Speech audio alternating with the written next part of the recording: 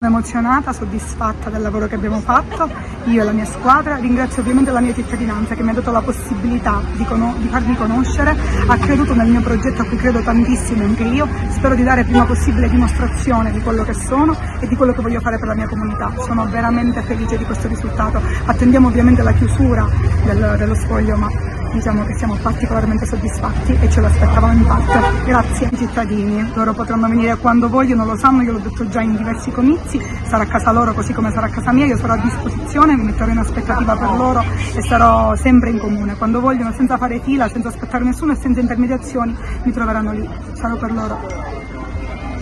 Siamo soddisfatti perché i cittadini hanno dimostrato di conoscere la famiglia Cuffaro, la disponibilità, la generosità, la laboriosità nei confronti della comunità intera, cercando di sacrificarsi giornalmente per fare in modo che la città di Raffadali vada sempre avanti. Il consigliere comunale col sistema maggioritario, nonostante abbiamo vinto con oltre l'80%, sono sempre 11, quindi viene garantita la minoranza con la presenza di 5 consiglieri. Strutturato con 11 consiglieri che faranno parte della maggioranza e 5 consiglieri che faranno parte dell'opposizione. Se il sindaco perdente non dovesse superare il 20%, sarà formato sempre da 5 consiglieri, però 5 consiglieri che verranno presi dalla lista. Sì, un risultato sorprendente per i numeri, atteso per l'affetto e la dimostrazione della nostra comunità di Raffadali. Ora iniziamo a lavorare seriamente, un programma in punti concreti ed essenziali, un sindaco che manterrà tutto quello che ha detto durante la campagna elettorale, sono emozionata, e anche con tutta la squadra dei consiglieri eletti e noi assessori designati che saremo sicuramente a servizio del nostro sindaco Ida Cuffaro e di tutta la comunità.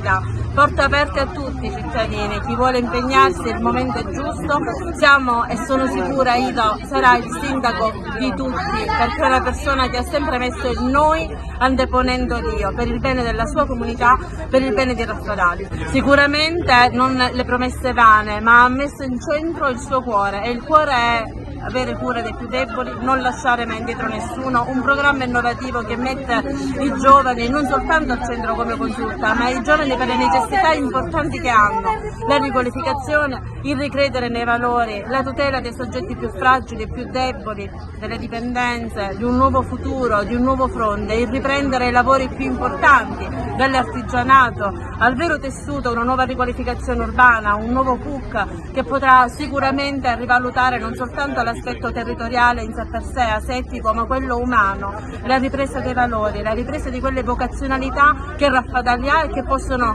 sicuramente essere ancora da volano, dall'agricoltura all'artigianato al commercio.